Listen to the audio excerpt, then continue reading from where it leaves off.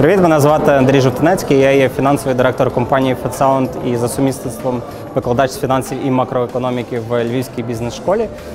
Хотів поділитися своїм враженням від Промприладу. Те, що нас оточує, дуже круто.